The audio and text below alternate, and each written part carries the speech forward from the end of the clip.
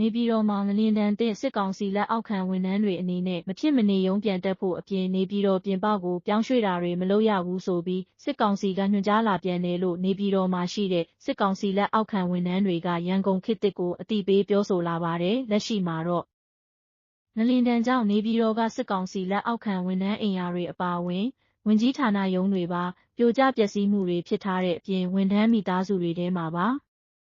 သေဆုံးတဲ့သူတွေအများအများရှိထားတယ်ဆိုပါတယ်။လက်ရှိအချိန်ထိလည်းငလျင်ဒဏ်သင့်ထားတဲ့နေပြည်တော်ကစစ်ကောင်စီလက်အောက်ခံဝန်ထမ်းတွေနဲ့မိသားစုဝင်တွေဟာနေထိုင်စရာပျောက်ဆုံးနေပြီးစစ်ကောင်စီကိုယ်တိုင်လမ်းဘေးတွေမှာနေခိုင်းထားသလို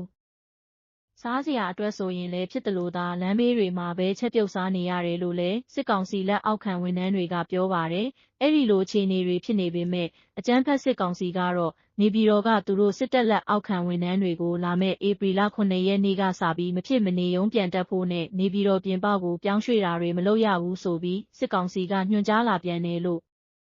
နေပြည်တော်မှာရှိတဲ့စစ်ကောင်စီလက်အောက်ခံဝန်ထမ်းတွေကရန်ကုန်ခေတ်သစ်ကိုပြောပါတယ်။လက်ရှိမှာတော့အကြမ်းဖက်စစ်ကောင်စီဟာနေပြည်တော်မှာငလျင်ဒဏ်ကြောင့်ပြိုကျပျက်စီးထားတဲ့ဝန်ထမ်းအိမ်ယာတွေထဲကဝန်ထမ်းမိသားစုတွေရဲ့ရုပ်အလောင်းတွေကိုလည်းသေချာရှင်းလင်းနိုင်တာမျိုးမရှိသေးတဲ့အပြင်အနံ့တွေအရန်ထွက်နေလို့မိသက်ကိုအလောင်းတွေလာထုတ်ပေးဖို့ဝန်ထမ်းတွေကအကြောင်းကြားတော့လဲအရာရှိကြီးတွေကိုဦးစားပေးလုပ်နေတဲ့အတွက်အလှည့်ဆောင်ပါလို့ပြန်ပြောပြီးဌာနအကြီးအကဲတွေကိုပြောတော့လဲပုတ်စော်နံတဲ့နေရာနဲ့ဝေးနေခိုင်းပြီးတော့ရက်ကြာလာရင်